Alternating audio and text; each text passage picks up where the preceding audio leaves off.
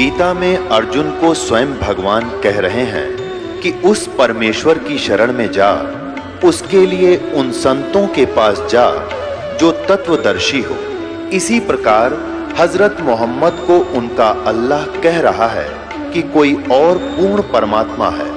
उसको पाने के लिए उन तत्वदर्शी संत की तलाश कर।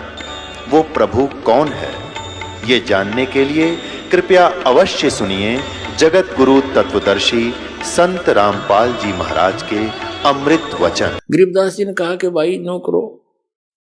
3-4 भगत थे, किसी को कह दिया बैलों को पानी पिला लो, किसी को कह दिया ऊपर ले दूसरे स्थान पर दूसरे घेर में पशुओं का चारा भेजो भाई तुम। एक से कहा नहाऊंगा भाई, मेरी बाल्टी रख दे पानी की लाकर पाटड़े के पास। ऐसे देसी व्यवस्था से नहाते थे गांव में। तो उन्होंने सब अपना काम कर दिया, उनको इधर उधर भेज दिया। वो दोनों रह गए, आदरणीय गरीबदास साहिब जी और जिज्ञासु राम राय दास जी सरदार जी। वो क्या सोच रहा था कि मैं अच्छा मूर्ख भाई, देख 250 किलोमीटर आ गया। अरे यू संत बताओ। उनसे पूछा भाई यू कौन है? उन्होंने कहा ये तो है गरीबदास जी। वो उनके चेले चाले थे, फिर वो चले गए। उसके मन में उथल पुथल होगी कि देख कितना मूर्ख मैं, ना कोई पूरा जानकारी ली है। ये तो मेरे जैसा किसान जमींदार ये है। और किताब देख खोदा पहाड़ निकली चुईया, वह भी मरी हुई। अपनी सोच से वो ऐसा सोच रहा था कि मैं तो गलत आ गया, ये महात्मा है, ये तो किसान आदमी है कि। अब गरीबदास जी जान रहे थे भगत का के समस्या आ गई है, उसको सेट भी करनी थी। उनको कहा कि बैठ जाओ भगत जी। सामने 4 पाई पर संकेत कर दिया, वो बैठ गया। बैठे ही और क्या भूखा मेरा रोटी तो खाऊंगा और नहीं तो ये सोच कर बैठ गया। फिर चलेंगे, बात तो बिगड़े गई। अब वो नहा रहे थे। गरीबदास जी स्नान करके, पहले एक धोती होती थी, अब भी है गाँव में, जैसे भगत यहाँ मानते धोती हमारे हरियाणा के, उसको धोती बोलते हैं। और उसी का एक हिस्सा होता है जिसको एज ए बेल्ट बांध लेते हैं। उसी के हिस्से को जुड़े जुड़ाए को ऐसे गोड़ गोड़ करके ऊपर का बांध लेते हैं। उसने अड़बंद बोल रहे, हड़बंद। गरीबदास जी जब नहा लिए, धोती लपेट ली, और वो धोती का शेष हिस्सा एज ए बेल्ट बांधना होता है। उससे कहने लगा कि भाई राम राय ए झुमकरा। अब उसने गांव में भी झुमकरा कहा करते, किसको? उस राम राय को, क्योंकि वो ज्यादा संकी टाइप आदमी था। गांव में भी उसका नाम झुमकरा काट रखा था। और यहाँ भी वो अविश्वास सा करके उथल पुथल हो रहा था, झूम रहा था उसके दिमाग। और उसने गांव में भी झुमकरा कहा करते, और गरीबदास ने भी उसका नाम झुमकरा से संबोधित कर दिया। तो चौकन्ना होया कि भाई इसने मेरा झुमकरा नाम क्यों कर पाया? जैसे एक आदमी के 2-2 नाम होया कर गांव में विशेषकर। तो खड़ा हुआ, कहा करे झुमकरा एक बैदरा, मेरे हाथ का चोट लग गई उंगली के वहां खेत में, और यू काम नहीं करती, मेरे या गांठ लगा दे, अड़बंद बांध दे, धोती की बेल्ट बांध दे मेरा। वो लगा ऐसे गांठ लगा के। अब जैसे उस धोती के शेष लास्ट वाले सिरे को ऐसे कर लेते हैं, ऐसे ऐसे करके उसको फिर नू बांध दिया कर चारों तरफ कर ले आके। अब वो नू लाकर गांठ लगाना चाहे, शरीर गांठ लगानी होती है, वो गांठ ऐसे शरीर के अंदर से निकला हो गरीबदास जी के वह धोती, और उस कपड़े का गांठ लग जा। और गरीबदास जी ने ध्यान दूसरी साइड में कर, उसने सोचा तेरा बहुत उल्टी साइड तो पकड़ा गया, गलत लग गया। उन्होंने फटाफट फिर खोला, दोबारा फिर ऐसे करके गांठ लाई और नो खींचा, फिर उस धोती का लाएगी। तीसरी बार फिर ऐसे ही किया। जब गरीबदास जी ने कहा अरे झुमकरा, मैं तो तेरे जैसा किसान हूं भाई, ये धोती क्यों ना बनती तेरे थे? न्यो देखा ऊपर ने, भाई मानस तक कौन यू सिंपल मैन नहीं है। शरीर दिखर शरीर के वहां गए, धोती निकलना गरीब बंदा थोड़ा ही। ऊपर को देखा तो वो राम राय जो है श्री विष्णु जी के पुजारी थे, उनको सुप्रीम पावर मान्या करते थे। अब ऊपर ने देखा तो गरीबदास जी का रूप विष्णु जी का रूप बन गया। शंख चक्र गदा और ऐसे सिर पर मुकुट, और यूं देखा वो, नो देख कर चरणों में पड़ गया, चरणों में गिर गया। हकीकत महाराज बख्श दो, मैं तो गलती होगी। फिर एकदम वो उसी रूप में थे, वो तो मालिक यानी परमात्मा कबीर जी सारी लीला कर रहे थे, उसके फड़क मिटाने के लिए गरीबदास जी का रूप ऐसा दिखा दिया जिसके वो पुजारी थे, ताकि सेट होकर सुन लेंगे सारी राम कहानी हमारी। उसने फिर देखा तो फिर एज इट इज, फिर मन बदल गया। अब मेरा कोई भूल भुलैया होगी या मेरी अपनी ही कल्पना होगी। फिर भी कहने का इस चमत्कार को देखकर वो ठगा सा रह गया। उसने वहां से जाने की इच्छा व्यक्त नहीं करी। पहले उसको खाना खिलाया कि रोटी खा, फिर बतलावांगे बाद में, भोजन पा छक पहले भगवान का प्रसाद। फिर लगे कथा सुनाने। अब क्या कहने लगे, और राम राय जो बकरा कहने लगा कि हे भगवान, ये ज्ञान जो आप बता रहे हो कि इन ब्रह्मा विष्णु महेश से भी ऊपर कोई और परम शक्ति है जिसको मैं आंखों देख कर आया हूं, तो आपकी बात पर अविश्वास नहीं हो सकता। सारा गांव गवाह कि ये तो मर गए थे, वैसे चले गए थे, फिर आए ऐसे बोले। तो गांव वाले भले ही ना मानते थे, पर उस पुण्यात्मा का तो सारी बात जचे थी, क्योंकि आदरणीय नानक साहब जी को परमात्मा ऐसे लेकर गए थे, फिर वापस छोड़ा था। हम सुल्तानी नानक तारे दादू को उपदेश दिया, जात जुलाहा भेद न पाया, वो काशी माहे कबीर हुआ। तब उसने पूछा कि हे भगवान, ये ज्ञान तो आज तक किसी ने नहीं बताया हमारे तई। तब गरीबदास जी कहते हैं, तत्व भेद कोई ना कहे रे झूमकरा, ये पैसे ऊपर नाच सुनो राई झूमकरा। कोटों मध्य कोई नहीं रे झूमकरा, अरबों में कोई गर्क सुनो राई झूमकरा।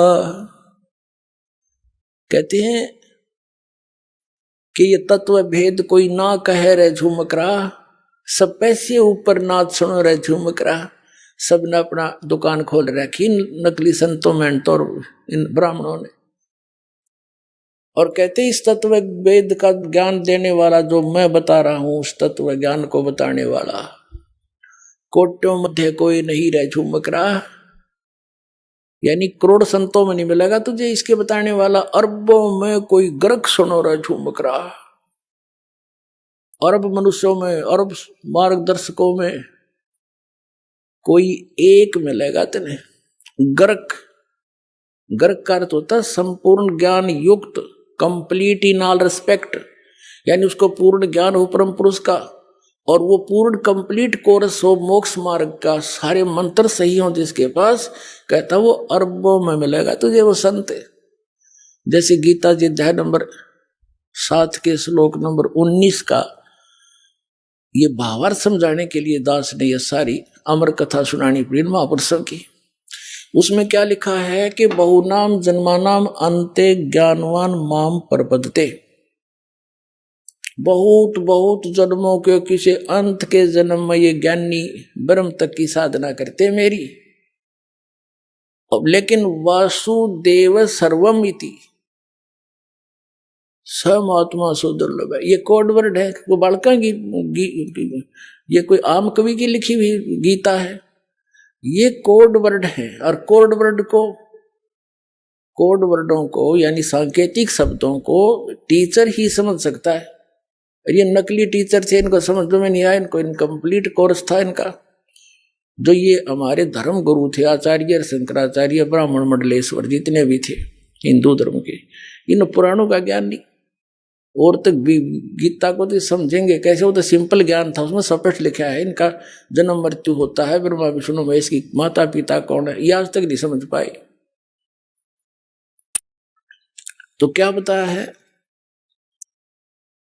कि वासुदेव सर्वमिति स महात्मा सुदुर्लभ है, ये बताने वाला कि वो वासुदेव यानी सर्वशक्तिमान, सब के ऊपर कंट्रोलर, यानी जिसकी सत्ता सबके ऊपर है, वो कुल धनी ही पूजा के योग्य है, वही मोक्षदायक है, वही पाप नाशक है, और वही सारे ब्रह्मांडों का सभी का जनक है, वो सभी आत्माओं का पिता है।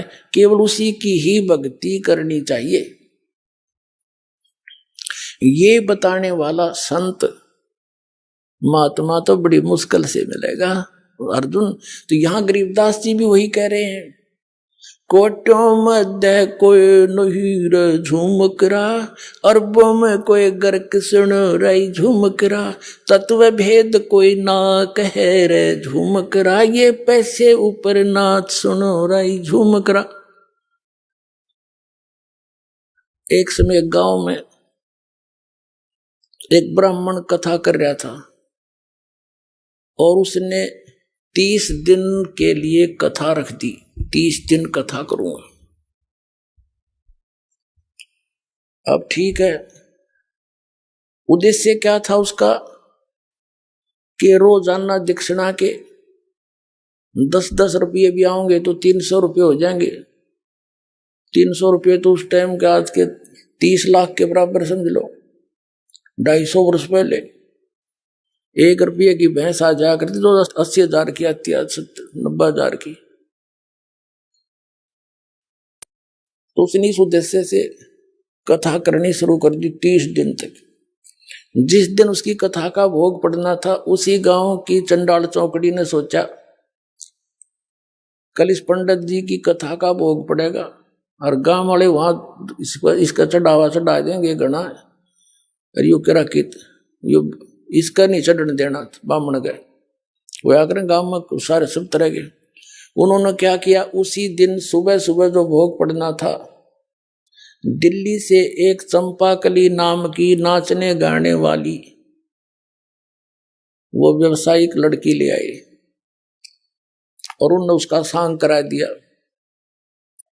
अब सारा गांव और इधर के उधर के लोग उस पूरा पहुंच गए। पंडित जी दोरा वो घर घर के बैठे जिसका कथा करे था। अब पंडित जी कहता है 30 रुपये 30 दिन में, और चंपाकली के 2 घंटे में आगे 500 रुपये चांदी के वह लेकर जाती रही। और पंडित जी ने पता लगा उसका तो सारा खून जल गया, उठ कर चाल पड़ा। वो गाल लेकर 30 रुपये गोज में जेब में। अब वो चला जा रहा था, उसको पता था कि यहाँ एक गरीबदास नाम के संत हैं, वो उसके रास्ते में आवा था। घर जाने के रास्ते में छुटानी गांव पड़े था। उन्होंने सोचा चल महाराज जी दौरे बैठा थोड़ी बहुत बतलावांगे, देखी किसी दुनिया होगी। वो नो बतान गया था। अब गरीबदास जी बैठे थे, 5-4 भगत बैठे थे उनके घर में, यानी उसके बैठक में। पंडित जी आ गया, आओ पंडित जी, आओ पंडित जी। क्यों वेशभूषा उनकी पता है होता, लंबी चोटी, गलमा गोछा लाल लाल सा, तलक साला रखा, काख में पोथी दे रखी, आदर से चारपाई दी, बैठ गए। और नो करे महाराज सुनाओ क्या हाल है महाराज जी, सुनाओ।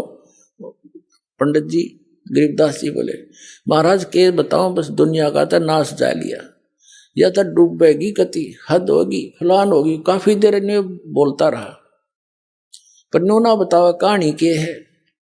तब गरीबदास जी के शिष्य बैठे थे, वो कहने लगे महाराज जी पंडित जी के में गणाए दुखी हो रहा है, ऐसी क्या बात होगी इसके साथ, बता भी नहीं रहा, आंसू आ भी नहीं रही, कसर भी नहीं रह रही। तब गरीबदास जी ने कहा था कि भाई फूटी ज्ञान विवेक की, ये अंधा है जगदीश, और भाई चंपाकली के 5 से मनीराम के 30, रोड़ा यू है इनका। वो मनीराम पंडित जी था। अब उसने गरीबदास जी ने बता दिया कि भाई चंपाकली का तो 500 रुपये आ गए, और इस पंडित जी ने 30 दिन तक कथा करी, इसका 30 रुपये आए।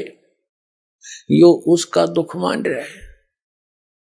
तो पंडित जी कहने लगे महाराज आपने क्यों कर पता लगा, कैसे पता लगा। गरीबदास जी बोले इस बात ने छोड़ मुझे कैसे पता चला, पर एक बात सुने, आप उस गांव के लोगों को और चंपाकली को उलाहना दे रहे हो कि उस वहां ऐसा कर दिया, वहां पैसे के लूट लेगी, और तू क्या करे था वहां पर, आप किस उद्देश्य से कथा कर रहे थे? कथा सत्संग 1 दिन कर ले, 2 दिन कर ले, 4 दिन कर ले, तेरा उद्देश्य क्या था? आप बताओ सच्ची आत्मा से। उद्देश्य यही था कि 30 दिन में कम से कम 300 रुपये तावेंगे। एक बात बता पंडित जी, गरीबदास साहब बताने लगे उनका, जिस समय राजा परीक्षित को 7वें दिन सर्प ने डसना था,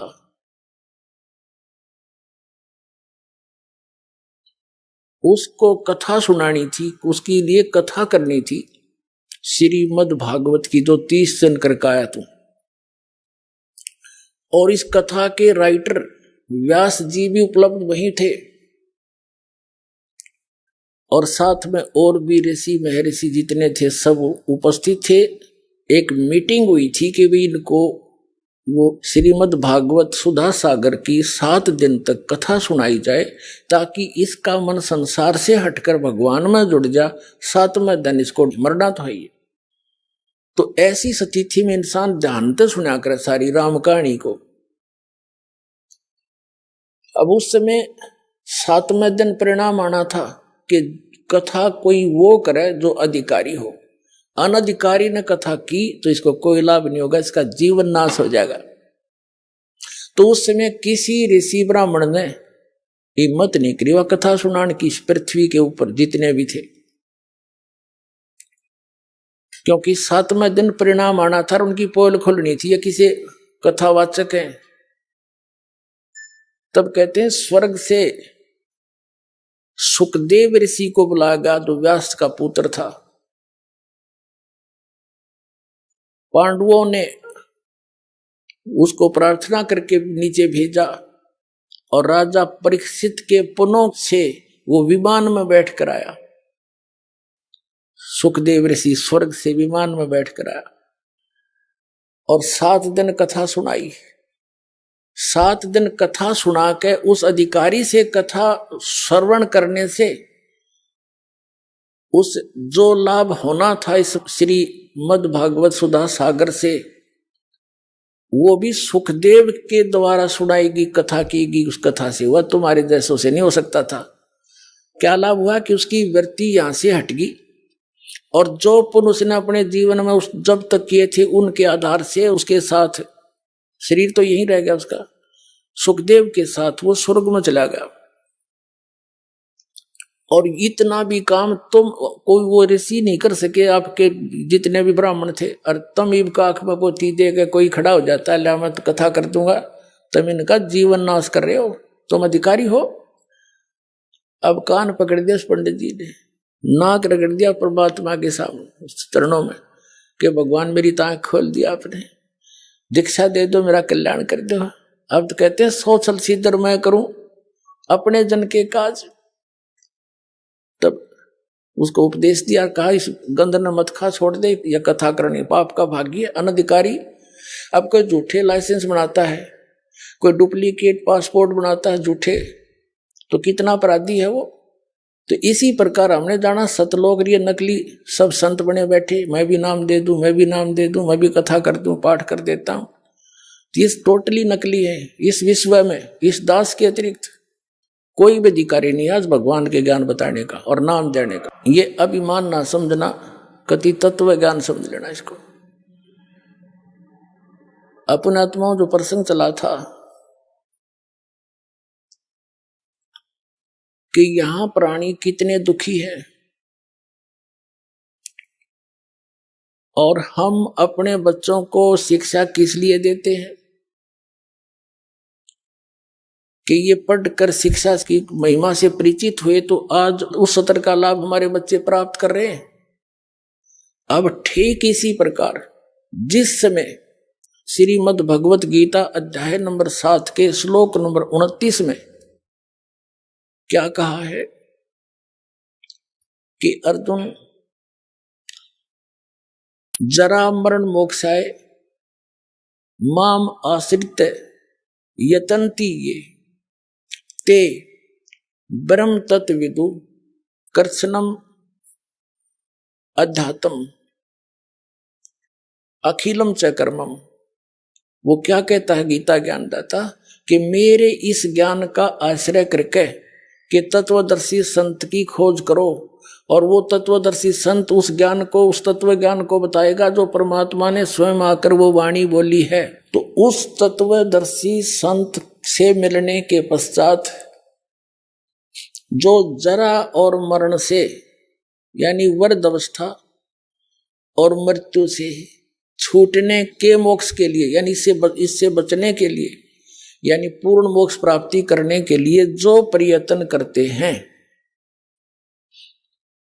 ते ब्रह्म तत्व विदु, वे उस तत्ब्रह्म को और कृष्णम अध्यात्म अखिलम च कर्मम, वो सारे अध्यात्म को और सभी कर्मों से परिचित है। अपने आत्माओं दास आपको वो अमर कथा सुना करके, उस सतलोक की यथा सतिथि बता करके और कई महापुरुषों के प्रमाण दे करके ये सिद्ध करना चाहता है कि आपका हृदय यहां से हटे, ये लोग ठीक नहीं, यहां आप रह नहीं सकते से कितना कोशिश कर लेना। एक व्यक्ति कह रहा था मेरा लड़का बीमार हो गया, 3.5 लाख रुपया लगाए, दोनों गुर्दे खराब हो गए, जान बच गई, खुशी बनाई, विवाह रख दिया, विवाह से 2 दिन पहले बस एक्सीडेंट में मर गया। बता, जिसके लिए सारे पाप कट्ठे कर्म कट्ठे करे थे, धन जोड़ा था, वो धन भी गया और पुत्र भी गया, और आप भी 92 हो गया मरना। तो इसी गंदे लोक में और आप कभी खुश हुए बैठे हो, यहीं पर स्थिर हुए बैठे हो, ये लोक रहने का नहीं है। अब तक ना ज्ञान था, मजबूरी थी, कोई बतानिया नहीं था, बताओ थे नकली थे, सट्टे मारे थे, इनके पास समाधान नहीं था। तो अब आपने कमर कसनी पड़ेगी। ठीक है, जब तक आप यहां रहोगे आपके साथ परमात्मा रहेगा, आपका आंच नहीं आने देगा, तो सच्चे दिल से इसकी शरण में रहोगे। तो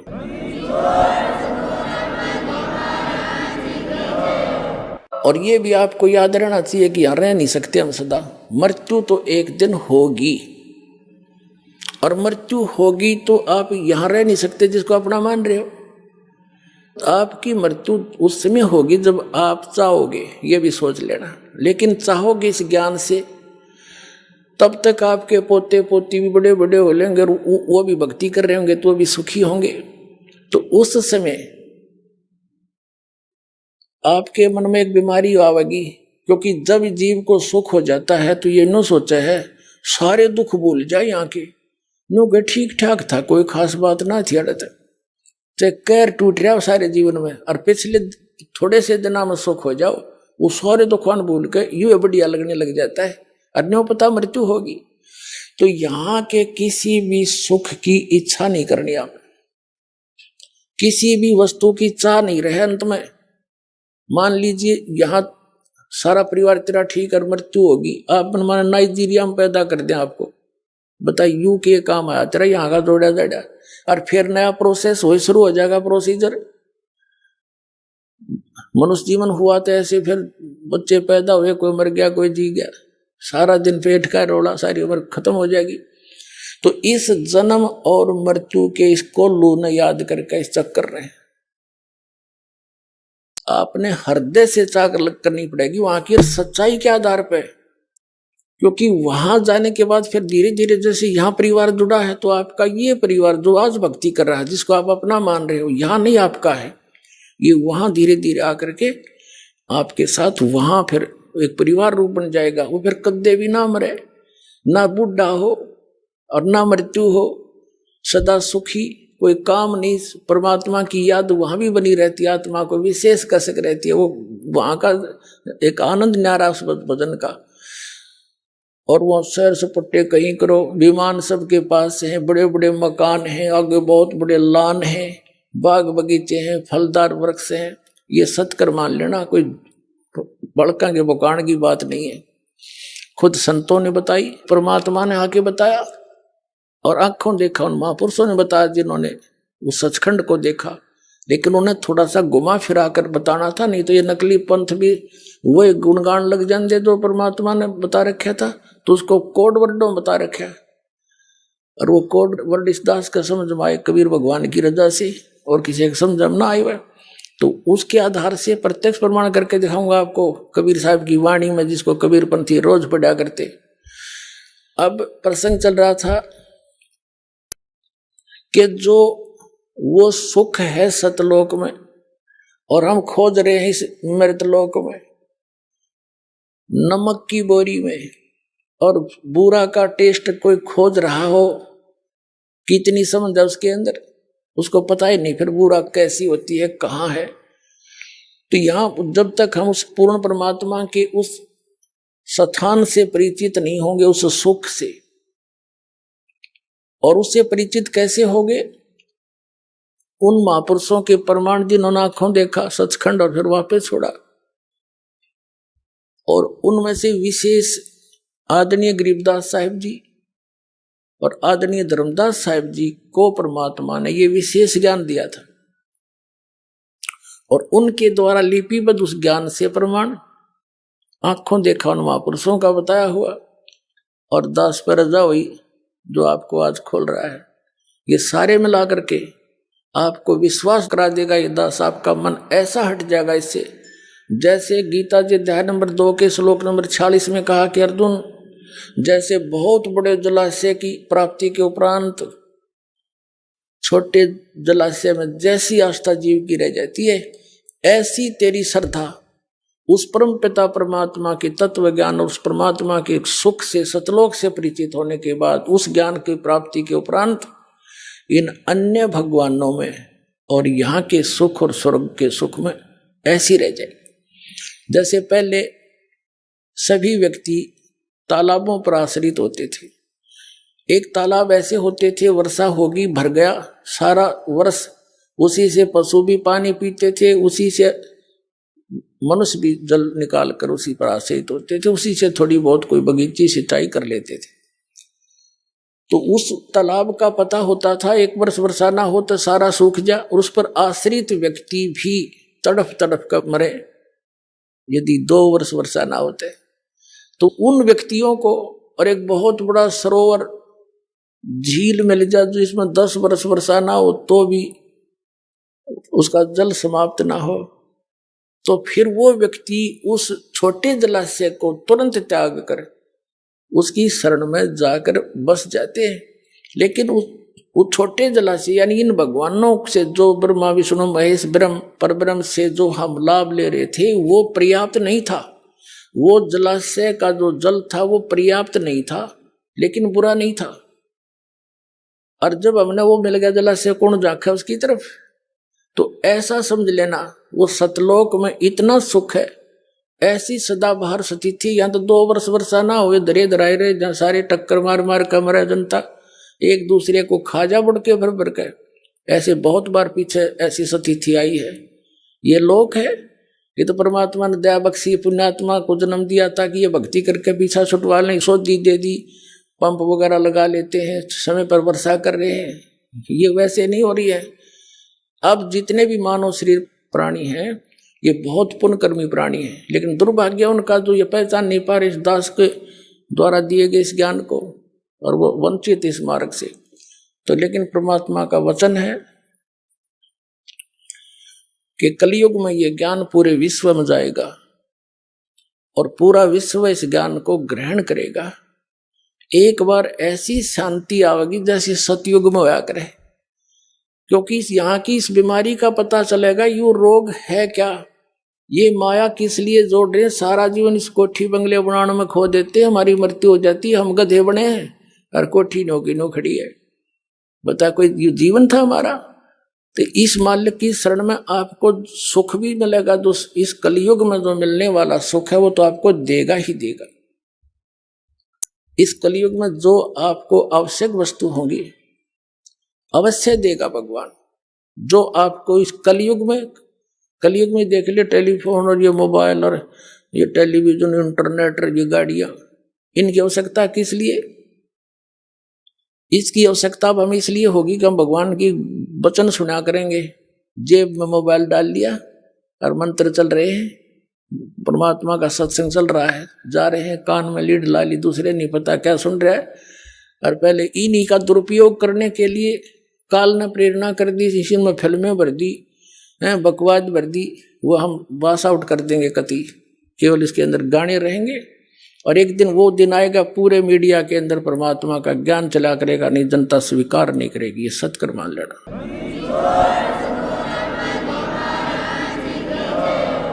तो पुण्यात्मा,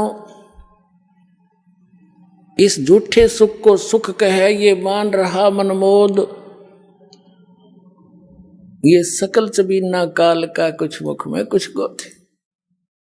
तो परमात्मा कहते हैं मन तू सुख के सागर बस रे, और न ऐसा यसरे, चल हंसा सतलोक हमारे, छोड़ो यो संसारा हो, इस संसार का काल है राजा, इन माया जाल पसारा हो। एक लोक अपनी महिमा आप बता रहे हैं कि सबके पार एक और परमात्मा है, वहां स्थान है जो सबका सिरजनहारा हो, चल हंसा सतलोक हमारे, छोड़ो यो संसारा। बोलो सतगुरुदेव। ब्रह्म पिता परमात्मा पूर्ण ब्रह्म सर्व सृष्टि रचनार कबीर परमेश्वर जी की असीम कृपा से आप पुण्यात्माएं सत्संग सुनने के लिए उपस्थित हुए। भक्ति मुक्ति के दाता सतगुरु भटकत प्राण फिरंदा, उस साहिब के हुक्म बिना नहीं तरवर पात हिलंदा। परम पिता परमात्मा कबीर जी ये हम सभी आत्माओं के जनक हैं और ये हमें संदेश देने के लिए यहाँ आते हैं, ये ज्ञान कराने के लिए इस काल के लोक में सह शरीर आते हैं और सह शरीर चले जाते हैं। हमें याद दिलाते हैं कि आप यहाँ के निवासी नहीं हो, आप यहाँ कितनी यातनाएं सहन कर रहे हो, ये स्थान स्थायी नहीं है।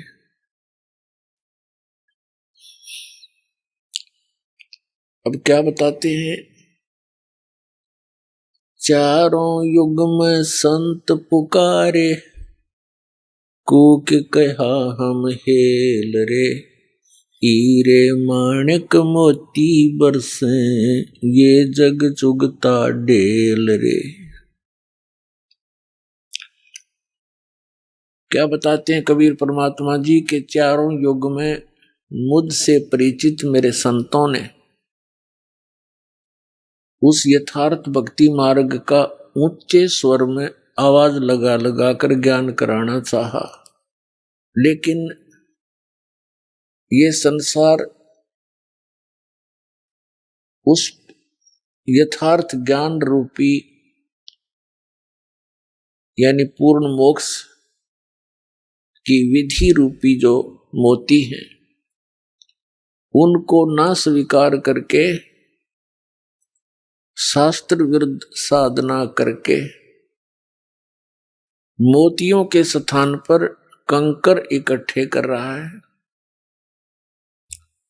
अर्थात मोक्ष प्राप्त ना करके यहीं के काल के इस लोक में, इससे दूसरे स्वर्ग लोक में, इससे तीसरे पाताल लोक में और फिर ब्रह्म लोक में, इन्हीं में जन्म और मरण के चक्कर में गिरकर महान कष्ट उठा रहा है। चारों युग में संत पुकारे और कूक कहा हम हेल रे, हीरे माणिक मोती बरसे, ये जग चुगता ढेल रे। ये संसार डड़े इकट्ठे कर रहा है। पहले तो यहां देखिएगा, मनुष्य जीवन का जो उद्देश्य है उसको भूलकर प्राणी यहाँ की व्यवस्था में ही सारा जीवन नष्ट कर देता है। ये मानव प्रत्येक प्राणी के अंदर एक ऐसी धारणा बनी हुई है कि मैं बहुत बड़ा धनी बनूं, मेरे पास बढ़िया कोठी हो और कार हो तो और अच्छा हो जाए।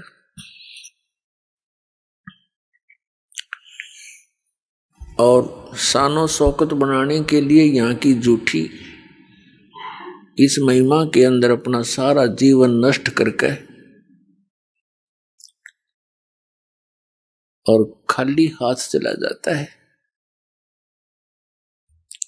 अब परमात्मा आकर याद दिलाते हैं कबीर भगवान जी, इस झूठे सुख को सुख कहे ये मान रया मन मोद, ये सकल चबीना काल का कुछ मुख में कुछ गोद। अब क्या बताते हैं परमात्मा कि आप जी यहां काल प्रेरणा से परमात्मा से किन वस्तुओं की डिमांड करने आते हो? निसंतान संतान चाहता है, निर्धन धन की आशा लेकर ही आता है, रोगी अपना रोग नाश ही उद्देश्य लेकर आता है।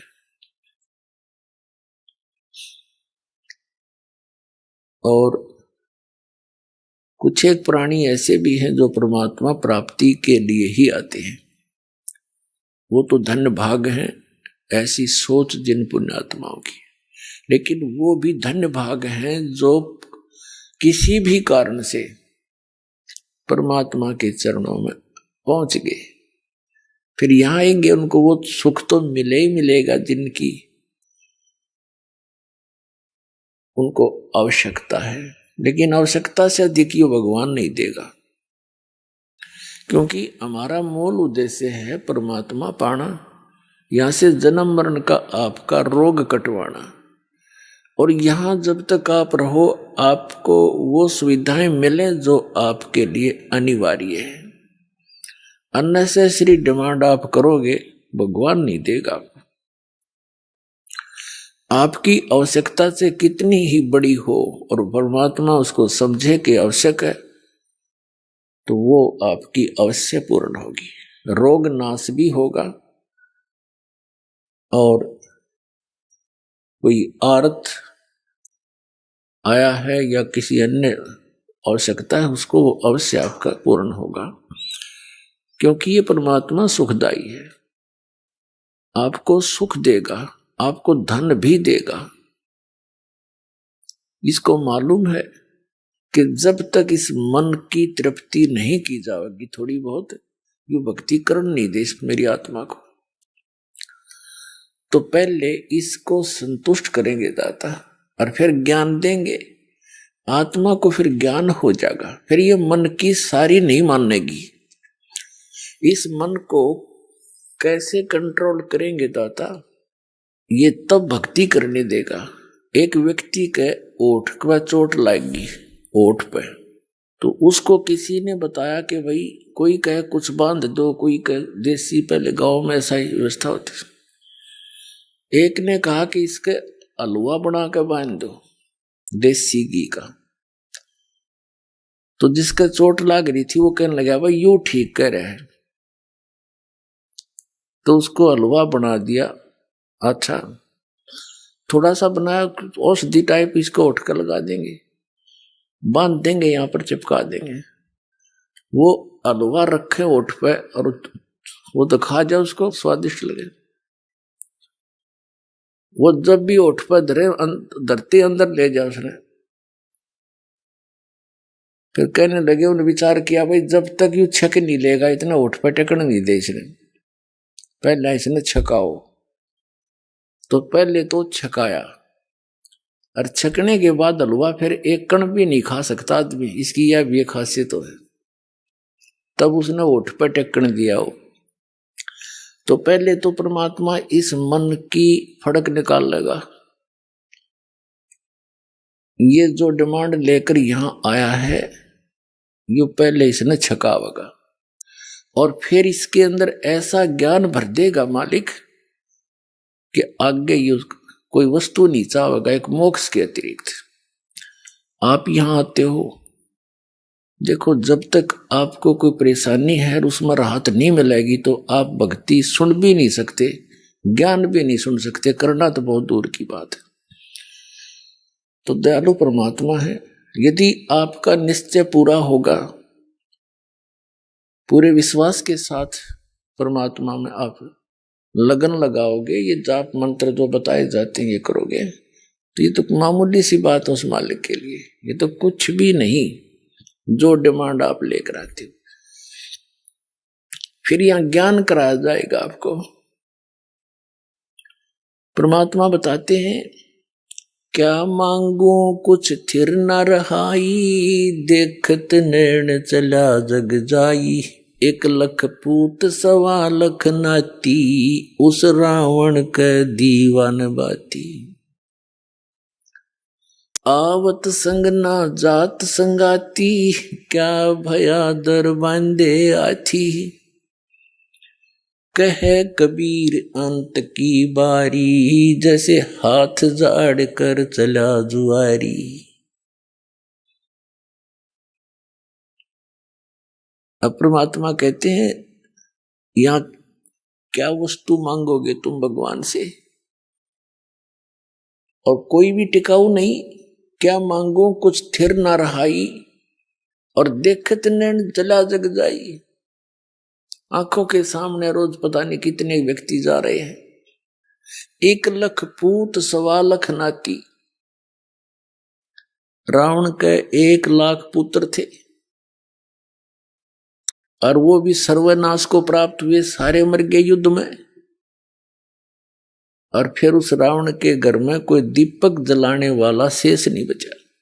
तो क्या मांगा यहां पर? एक व्यक्ति, हम सत्संग कर रहे थे गांव में, उनका कोई रिलेटिव आ गया, वो छोटे से बच्चे को साथ लिए हुए था। तो सत्संग सुनकर उसकी आंखों में आंसू आ गए। कहने लगे, जी सारी साची है, पर यह सच्चे उस टाइम है जब स्वयं बीत ले है। मेरे 4 पुत्र थे और चारों का विवाह हो गया 2 या 3 वर्ष के अंदर अंदर, और कुछ एक आधा व्यवसाय कर रहा था, 1-2 नौकरी कर रहा था। संतान अभी तक हुई नहीं थी, चारों की मृत्यु होगी 1 साल के अंदर अंदर। 2 तो इकट्ठे एक्सीडेंट में मारे गए, और 2 बीमार होकर, एक को सर्प डस गया, खेत में सोया था कोठे पे ट्यूबवेल पे, और एक बीमार होकर मर गया। वो पत्नियां भी गई उसकी, उनकी। छोटे से बालक ने ले रहा, ने बोला 2 गोद ले रखा, इस पर टाइम पास करूंगा। बताओ, यहां कोई जीवन है? पर हमें कोई विकल्प नहीं पता था, और अब ये विकल्प आपको पता लग गया, इसका अल्टरनेट मिल गया। और अब भी कोई यही इसी गंदे लोक में व्यवस्थित रहना चाहता है, तो फिर वो परमात्मा का प्यारा नहीं है, उसको भगवान की चाह नहीं है। ठीक है, जब तक आप यहां रहोगे, ये परमात्मा के बच्चे हैं, उसी के प्राणी हैं, चाहे परिवार में है या आपके पड़ोस में है, सबको भगवान के बच्चे, और यहां सब दुखी हैं। इस दृष्टिकोण से प्रत्येक के साथ हमदर्दी होना, रखना हमारा भगत का परम कर्तव्य है। तो फिर हमने यहां क्या बताते हैं परमात्मा, अब क्या बताते हैं कि आवत संग ना जात संगाती। जब हम आए तब हमारे साथ कोई नहीं था, अकेले मां के पेट में 9 महीने दुख पाए, और जाएंगे जब हमारे साथ कोई नहीं जाएगा। तो हम किस वस्तु को और किस व्यक्ति विशेष को अपना मानने बैठे हैं, तो यह भूल मिटानी पड़ेगी। फिर करना क्या है, हमने ऐसे समझना जैसे हम एक यात्री हैं और किसी रेल के कंपार्टमेंट में बैठे हैं, उसमें वृद्ध भी होते हैं, बहन बेटियां भी होती हैं, और और भी अन्य बालक बच्चे भी होते हैं। तो किसी को कोई तकलीफ है तो उसकी मदद करना प्रत्येक यात्री अपना कर्तव्य समझता है, हमदर्दी दिखाता है। जो नेक व्यक्ति होते हैं और फिर जिसका जहां जहां भी स्टेशन आता जाता है वहीं उतरते चले जाते हैं। फिर उसके बाद उनसे कोई लिंक नहीं, उनका कोई उसकी याद भी नहीं। लेकिन जब तक उसमें है वो बड़े हमदर्दी से रहते हैं, अपने से बनकर। तो हमने ये समझकर इस संसार में रहना। जो भी आपका परिवार है ये आप एक कंपार्टमेंट में, एक डिब्बे में बैठे हैं और जिसका जब समय आ जाएगा वहीं उतर जाएगा वो। तो इसके लिए आपको ज्ञान की आवश्यकता है और साथ में इस भक्ति भजन की आवश्यकता है। फिर आपके अंदर ये ज्ञान समावेगा जो दास आपको बता रहा है। अन्यथा ये ज्ञान हमने 100 बार सुन लिया, काना पे टाल दे, जाकर फिर वही एज इट इज हमारी व्यवस्था बनी रहती है। तो इस ज्ञान से और इस भगवान की भक्ति से आत्मा में दृढ़ता आती है। तो क्या बताते हैं परमात्मा के, क्या मांगो कुछ थिर ना रहाई, देखत नैन चला जग जाई, 1 लाख पूत 1.25 लाख नाती, और उस रावण के आज दीवा नबाती। फिर क्या बताते हैं, आवत संग ना जात संगाती, क्या भया दर बांधे हाथी।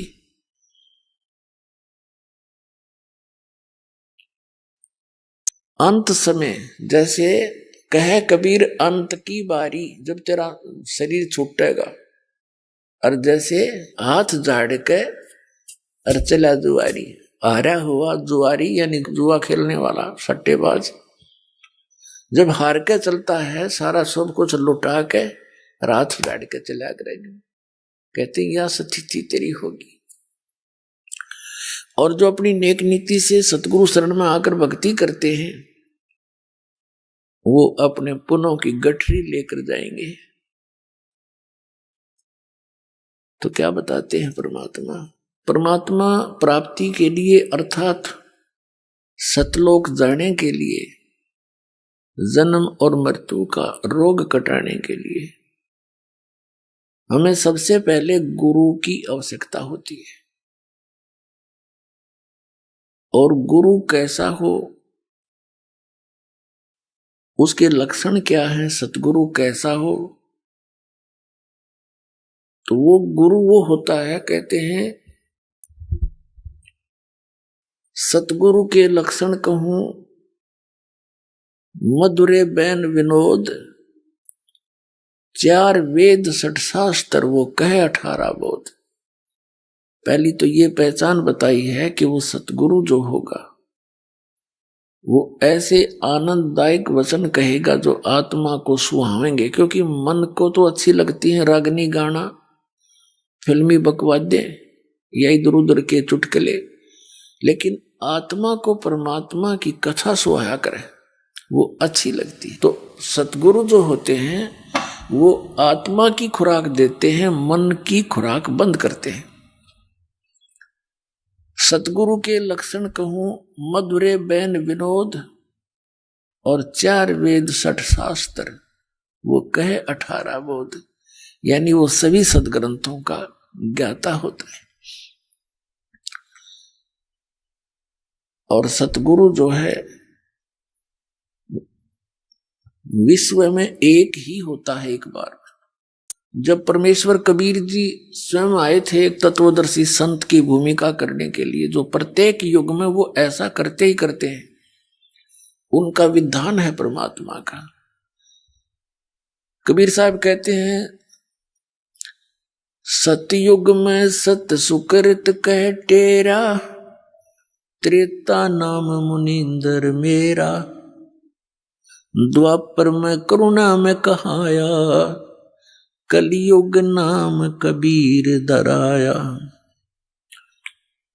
चारों युग में परमात्मा आए हैं। सतयुग में सत सुकृत नाम था दाता का, त्रेता में मुनिंदर ऋषि के नाम से प्रकट थे, द्वापर में करुणा में नाम से वो मालिक आए थे, और कलयुग में अपने वास्तविक नाम कबीर नाम से आते हैं, ये उनका रियल नेम है। तो ये परमात्मा प्रत्येक युग में आते हैं और प्रत्येक युग में ही ऐसी लीला करते हैं जैसी इस कलयुग में की थी। एक सरोवर के अंदर कमल के फूल के ऊपर एक शिशु रूप धारण करके ये परमात्मा विराजमान होते हैं, प्रत्येक युग में ऐसी ही लीला करते हैं। फिर वहां से उनका पूर्व संस्कार कोई मालिक का बनाया हुआ होता है। पुण्यात्माएं जो निसंतान होते हैं और वो पुत्र की चाह में ले जाते हैं उठा करके, फिर धीरे धीरे लीला में शरीर से बड़े होते हैं और छोटी ही आयु में वो परमात्मा अपने यथार्थ ज्ञान का प्रचार करते हैं और बड़े बड़े विद्वानों के छक्के छुड़ा देते हैं। तो उस परमेश्वर ने आके हमें ज्ञान दिया है, क्या बताया है कि परमात्मा पाने के लिए आप जी को सबसे पहले गुरु की आवश्यकता पड़ती है। किसी भी सदग्रंथ को आप देख लिए उठा करके, वो संकेत यही करते हैं कि संतों की शरण में जाओ। आइए अब हम उन श्रद्धालुओं के अनुभव जानते हैं जो जगत गुरु तत्वदर्शी संत रामपाल जी महाराज जी से दीक्षा प्राप्त कर चुके हैं तथा उनके द्वारा बताए गए भक्ति मार्ग पर चल रहे हैं। नमस्कार जी। नमस्ते सर। क्या नाम है जी आपका? भावना मिश्रा। भावना जी, आप कहाँ से हैं? उत्तराखंड खटीमा से हैं सर। संत रामपाल जी महाराज से नाम दीक्षा आपने कब ली? संत रामपाल जी महाराज से मैंने नाम दीक्षा 7 जुलाई 2017 को ली थी। संत रामपाल जी महाराज से नाम दीक्षा लेने से पहले क्या आप कोई भक्ति साधनाएं भी करती थी? जी सर, मैं संत रामपाल जी महाराज से नाम दीक्षा लेने से पहले सीतापुर में एक गुरुजी हैं, उनसे नाम दीक्षा ली थी। उनकी मैंने 5 साल तक भक्ति करी थी। 5 साल की भक्ति करने के बाद मुझे कोई फायदा नहीं हुआ। तो मैंने उसके बाद सोचा कि जब मेरे घर में इतने कलेश हो रहे हैं, आर्थिक स्थिति भी सही नहीं हो रही है, तो मैंने कहा अब मैं क्या करूं। तो किसी ने मुझे बताया कि आप साहिब बंदगी में चले जाओ। तो मेरे पति और मैं साहिब बंदगी में चले गए। साहिब बंदगी में जब मैं गई तो पहले दिन जब मैं नाम लेने गई, साहिब बंदगी वाले जो मधु परमहंस जी हैं, मधु परमहंस जी ने कान में कुछ बोला था, लेकिन मुझे कुछ सुनाई नहीं दिया कि उन्होंने मंत्र क्या बोला था। और भगत जी, उसके बाद मैं जब वहाँ प्रणाम के लिए लाइन पे लगी थी तो वहाँ के भक्तों का इतना बुरा व्यवहार था भगत जी कि वो हाथ खींच के किसी को भी ऐसे दूर धक्का दे देते थे। तो मुझे उससे बड़ा अजीब सा लगा। मैंने कहा हम तो परमात्मा की शरण के लिए यहाँ आए हुए हैं और यहाँ तो ऐसा दुर्व्यवहार हो रहा है। मैंने अपने पति से कहा कि आप यहाँ से अभी चलो, मैंने कोई भक्ति नहीं करनी है अब। तो मेरे पड़ोस में एक राधा स्वामी वाले थे, वो हमेशा मेरे पास बैठते थे और अपने राधा स्वामी की बातें करते थे। तो मुझसे बोले कि आप ऐसा है, बहुत परेशान हो, मेरे साथ राधा स्वामी चलो और आपका टिकट मैं करवा दूंगी। तो मैंने मेरे भगत जी से कहा आप गुरु ढूंढो, वरना मैं राधा स्वामी में 5 दिन के अंदर मैं राधा स्वामी में चली जाऊंगी ब्यास। तो उसी दौरान मेरे भगत जी, एक और थे भगत, उनके पास जाके वो बात करने लगे। तो उन्होंने कहा एक गुरुजी हैं संत रामपाल जी महाराज, उनका टीवी पे सत्संग आ रहा है, आप उनका सत्संग देखो। मैंने कहा मैंने किसी का सत्संग देखना ही नहीं है, मैं परेशान तो हूँ ही, मैंने अब कोई गुरु बनाने ही नहीं है। तो भगत जी मेरे बोले कोई बात नहीं, आपने सत्संग नहीं देखना है मत देखो, लेकिन चुपचाप से सत्संग आप सुन तो सकती हो। तो मैंने कहा ठीक है चलो कोई बात नहीं।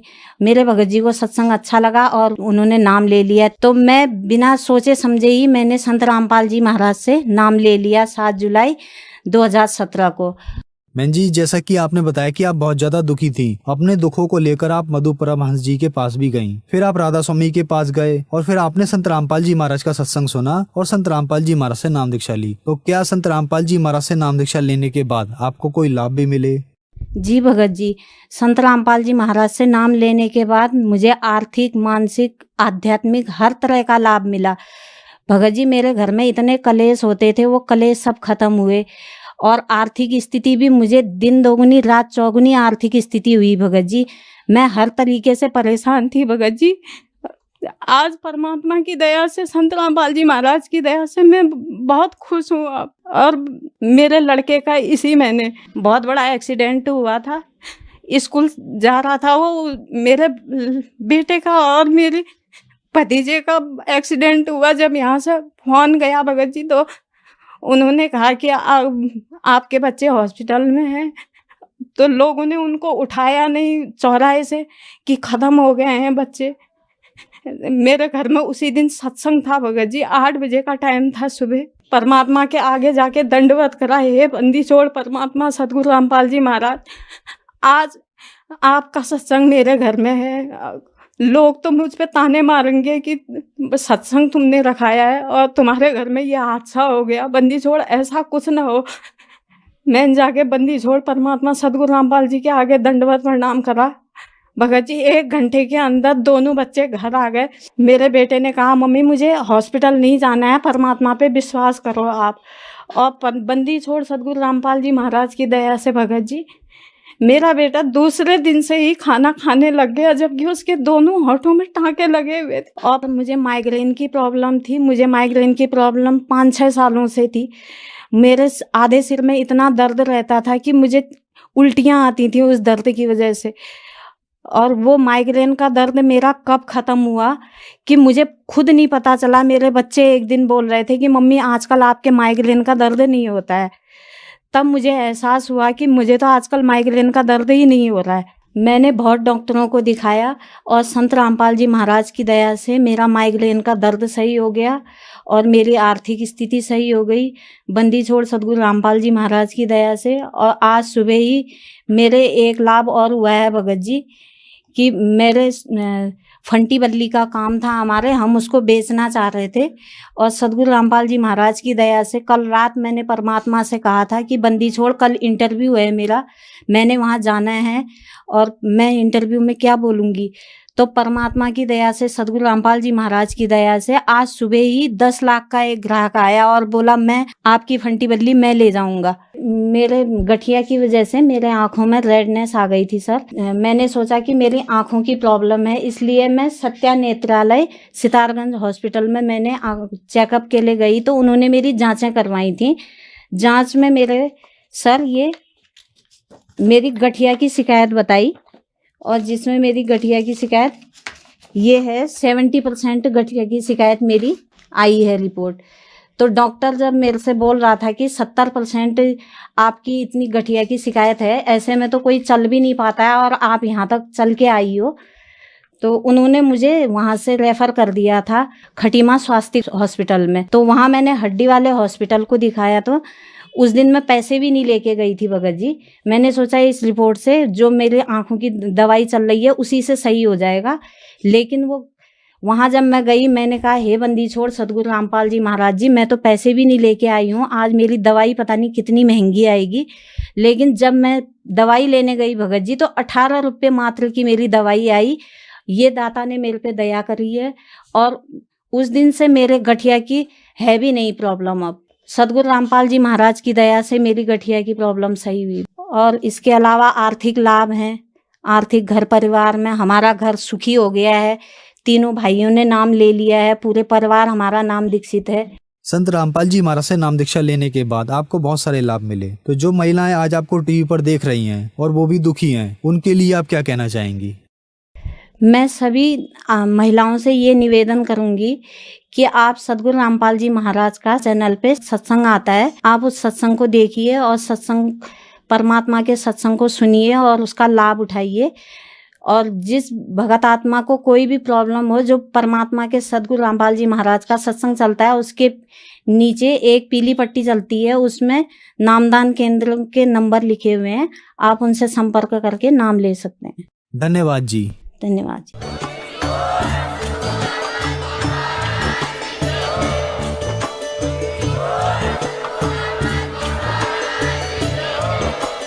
आप सुन रहे थे जगत गुरु तत्वदर्शी संत रामपाल जी महाराज जी के मंगल प्रवचन। अधिक जानकारी के लिए विजिट कीजिए हमारी वेबसाइट www.jagatgururampalji.org। संत रामपाल जी महाराज जी के शुभ आशीर्वाद से पूरे विश्व भर में 500 से भी ज्यादा नाम दीक्षा केंद्र हैं, जिन पर संत रामपाल जी महाराज जी द्वारा ऑनलाइन निशुल्क नाम दीक्षा दी जा रही है। अपने नजदीकी नाम दीक्षा केंद्र का पता करने के लिए संपर्क करें 8222880541।